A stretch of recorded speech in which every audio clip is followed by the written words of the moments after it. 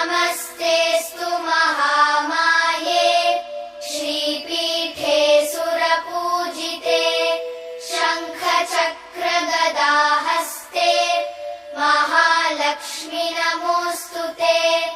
नमस्ते गरुडारूढे कोलासुरभयङ्करि सर्वपापहरे देवी महालक्ष्मि नमोऽस्तुते।